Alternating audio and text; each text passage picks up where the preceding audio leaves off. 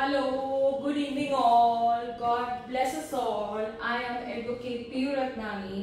चलिए हम स्टार्ट करते हैं सीआरपीसी। जैसे कि मैंने सीआरपीसी के एक एक पार्ट में सेक्शंस को लेकर आपको एक ट्रिक बताई है कि किस तरह से आपको सेक्शंस को याद करना है।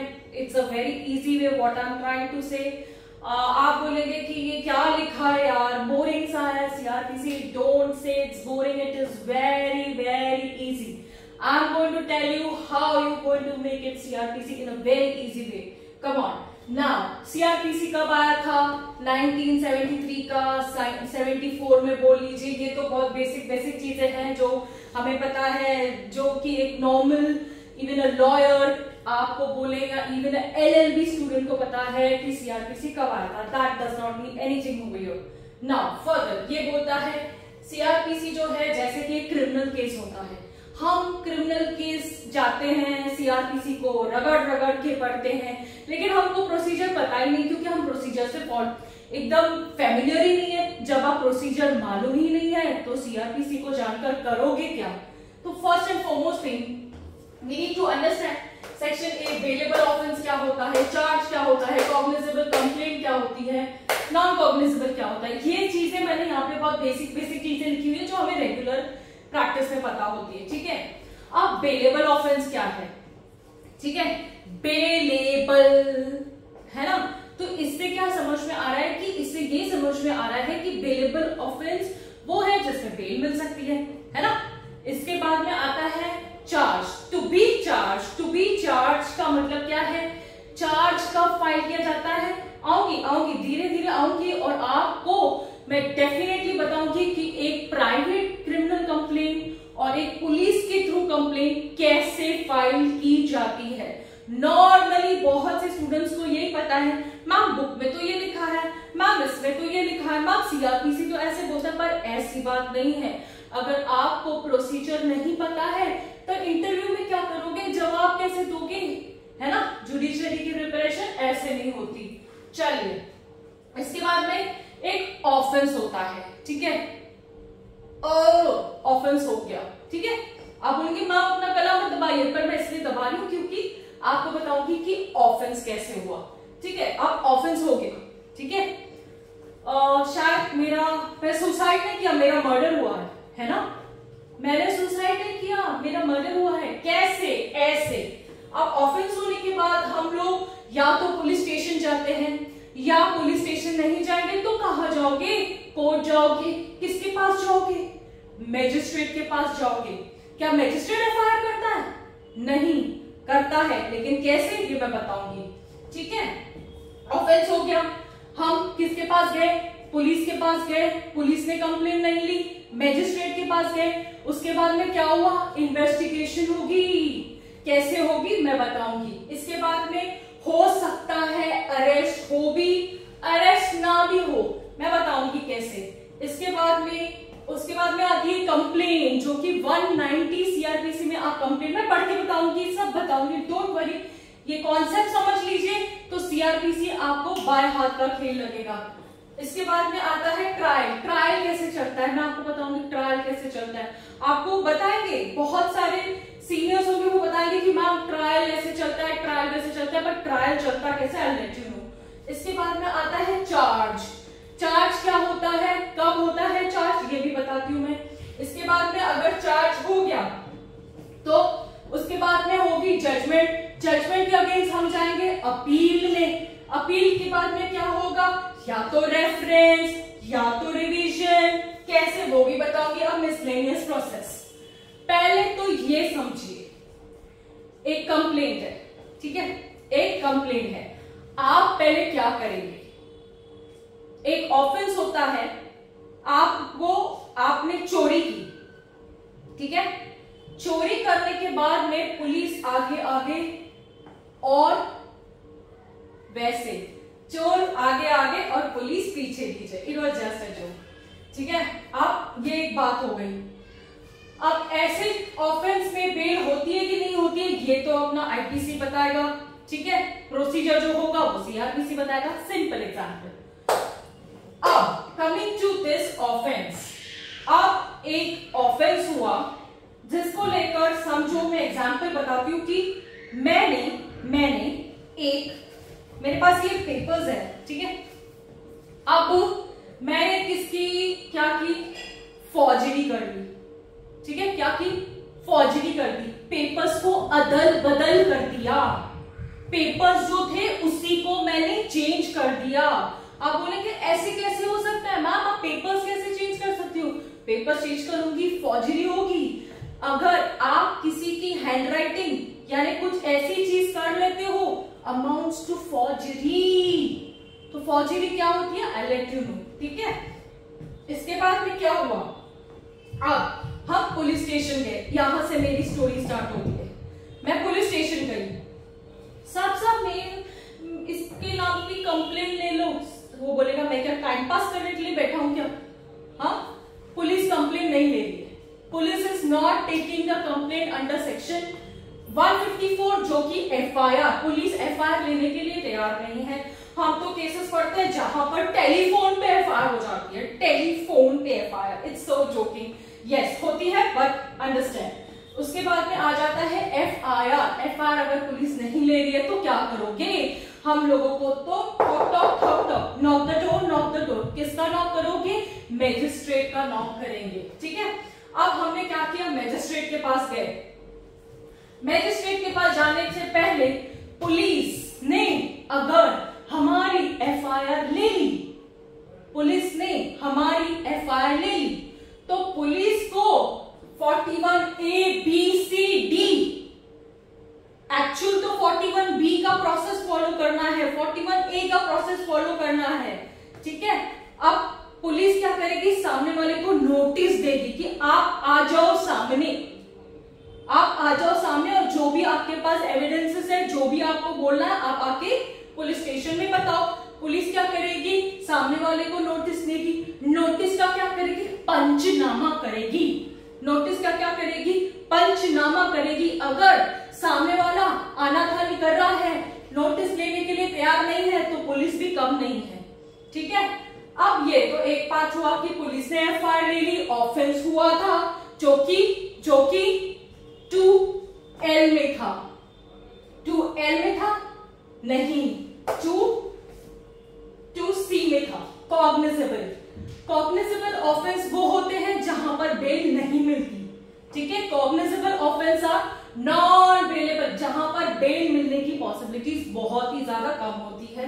चलिए, इसके बाद में इन्वेस्टिगेशन हो गई, अरेस्ट हो गए, बेल की बात हो गई, ट्रायल की बात हो गई, चार्ज की बात हो गई, ये सारी चीजों पर जाना मत, ये मैंने ये सारी चीजें आपको सिर्फ बताने के लिए लिखी है यहाँ पर, ठीक है।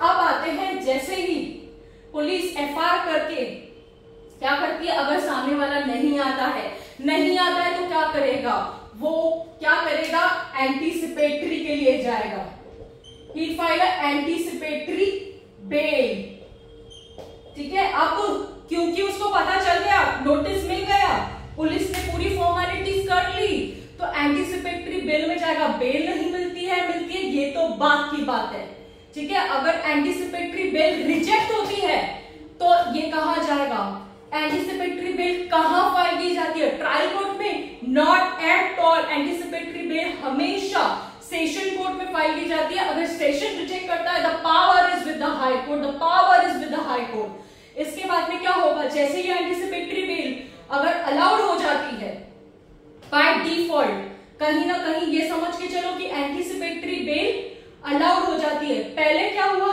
कि पुलिस ने एफआईआर रजिस्टर की, एफआईआर के बाद में 41B का नोटिस सर्व किया, उसके बाद में क्या हुआ, after serving the notice police ने पंचनामा किया, पंचनामा करके पुलिस अपने पुलिस स्टेशन में चली आई उसको कि ये दिन पे आना है तुझे एविडेंस लेके। अब वो डर के मारे आ ही नहीं रहा, उसने क्या किया, एंटीसिपेटरी बेल फाइल की है।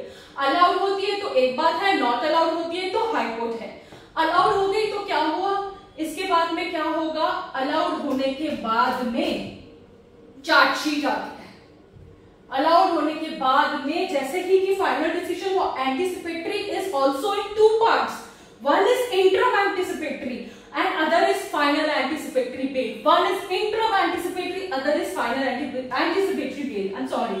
Anticipatory bail होने के बाद में क्या क्या होगा, उसके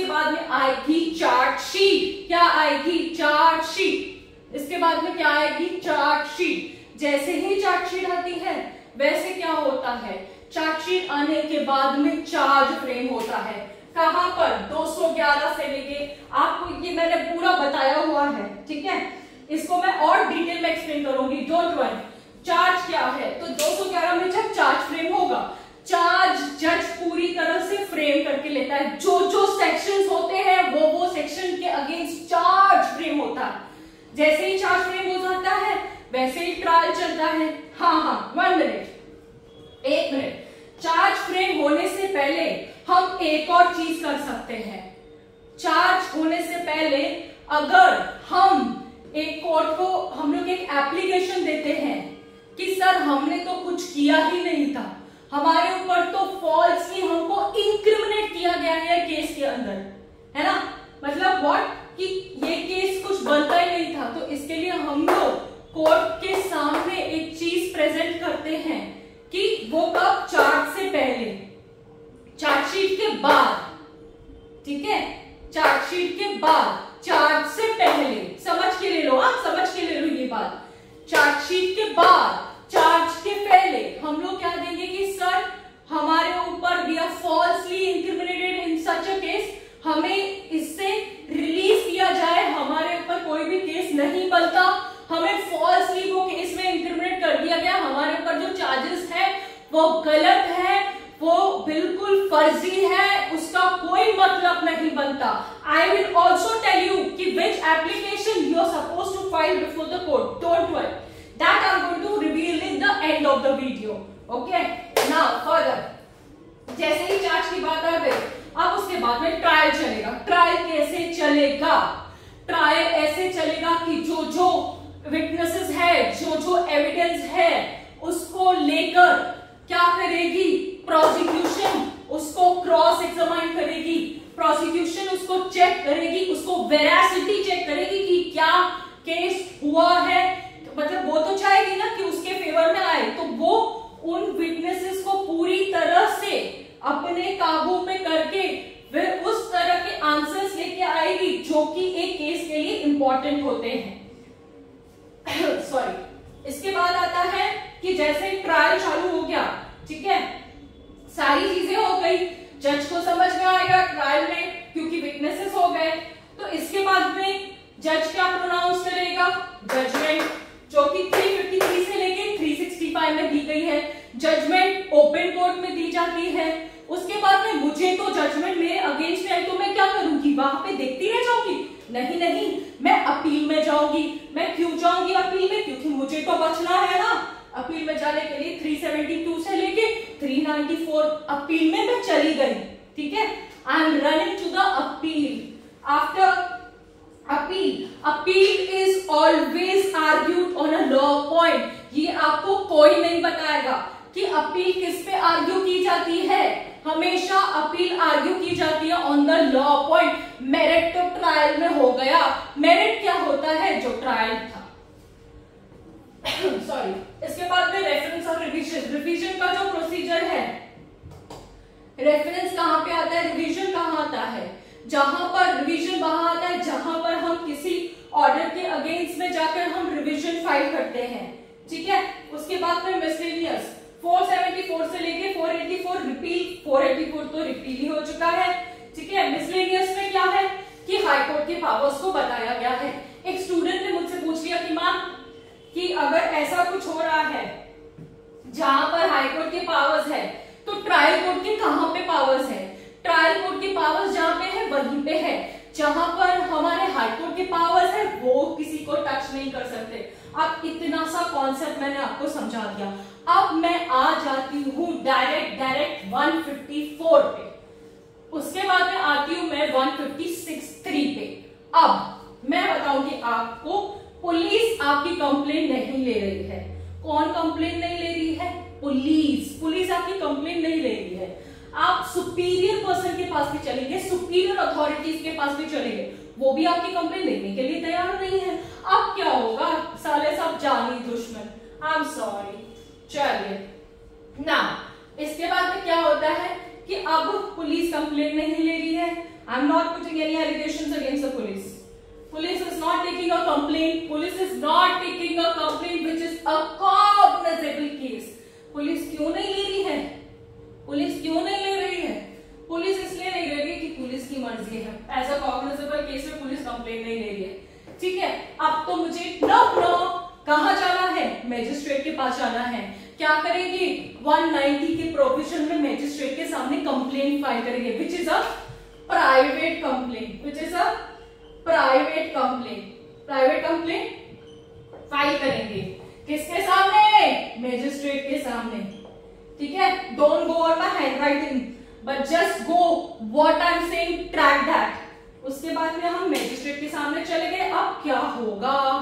अब ऐसा होगा, मैजिस्ट्रेट के सामने चले गए कि मैजिस्ट्रेट को प्रेस किया, सर क्योंकि कॉग्निजेबल ऑफेंस है 156(3) की कंप्लेंट 156(3) का ऑर्डर किया जाए। अब मैजिस्ट्रेट क्या बोलता है?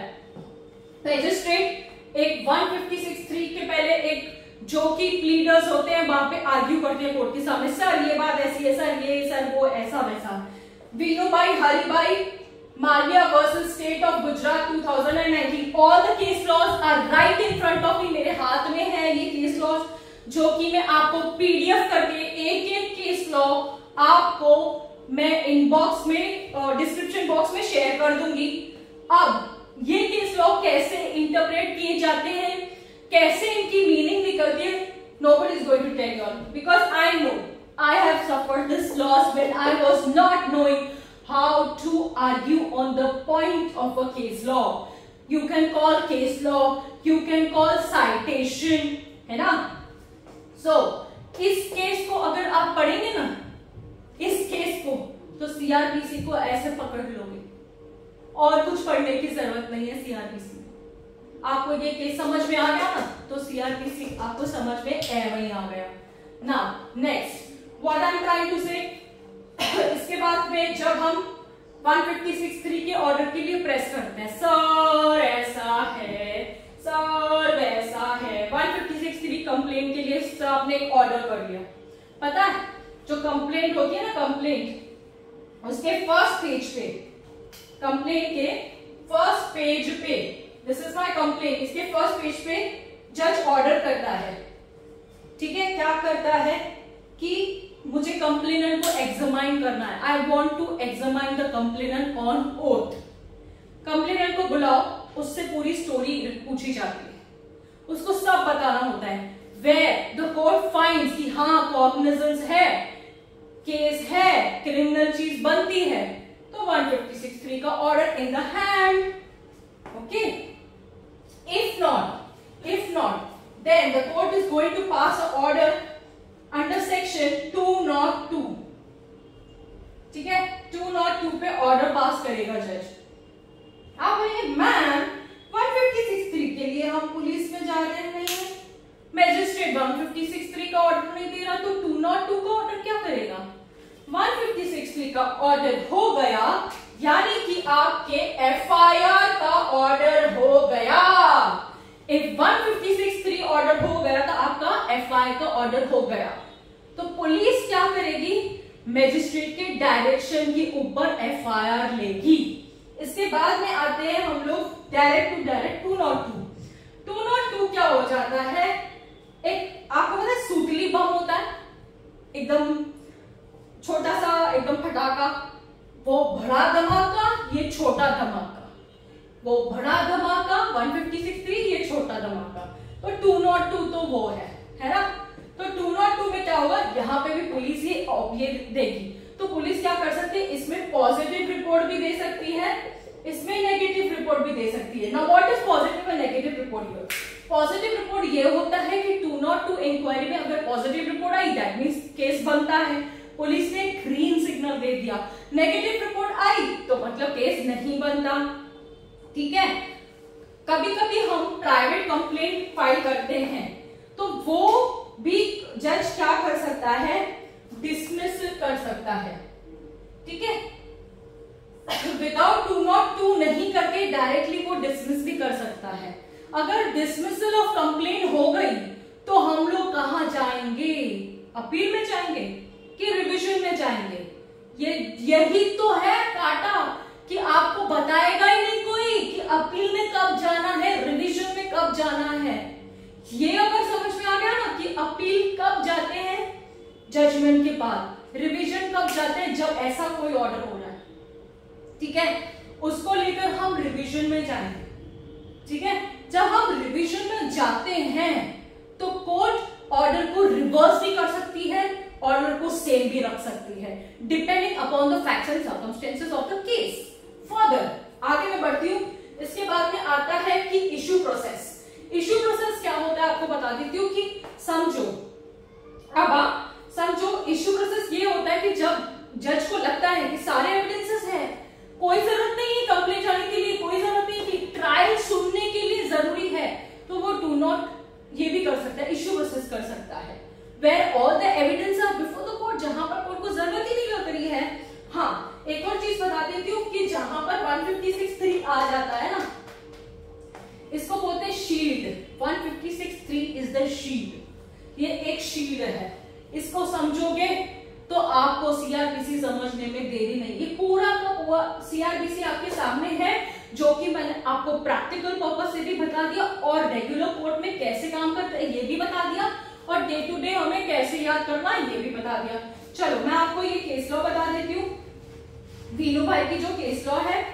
और एक चीज बता देती हूँ कि इन केस 156(3) मैजिस्ट्रेट भी हमारी बात नहीं मान रहा, हाँ, player game, become a player, कैसे ऐसे हम 156(3) के साथ में 173 की भी कंप्लेंट कर लेते हैं। पता है क्या, पुलिस के अगेंस्ट कंप्लेंट, कि पुलिस ऑफिसर जो है वो मेरी कंप्लेंट नहीं रखी, दोनों कंप्लेंट हम साथ में रखेंगे ना, तो इस चीज को लेकर जज क्या बोलेगा, रुक जाओ, इसको बाद में देखेंगे, हम पहले 156(3) का ऑर्डर लेते हैं। तो become a smart player, enjoy law. चलिए फर्दर मैं आपको वीनू भाई की केस लॉ बता रही थी कि Vinu bhai Haribhai Malviya versus state of Gujarat. ये जो इसका अगर मैं आपको बताऊं ना, तो ये तो इतने सारे पेजेस हैं, तो आप बोलेंगे कैसे हम इस चीज को समझे। मैं आपको बताती हूँ कि Vinu bhai Haribhai Malviya versus state of Gujarat, ये जो है बेंच रोहितन पाली नरीमन सूर्यकांत वर्सेस रामासुब्रमण्यम ने ये केस को डिस्कस किया है। It's a Supreme Court judgment where the cases arises about the first information report. I know I am reading it from here. The FIR is by one Nitin bhai Mangubhai Patel, power of attorney holder of Ramabhai Babubhai Patel, who is alleged to be residing at UK and USA। अब ये जो सारा है ना, ये game है ना, FIR को लेकर है, ठीक है।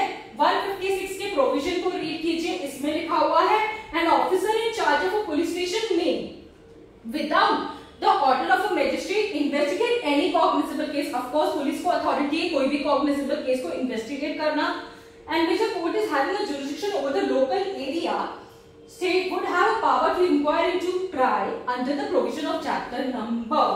it's given a chapter number, ठीक है।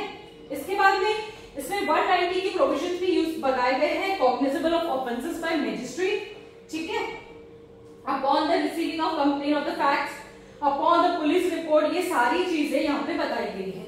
जिसमें 173 report to the police officer on completion of the investigation, 202 postponement of issue of process, ये सारी चीजें यहाँ पे बताई गई है।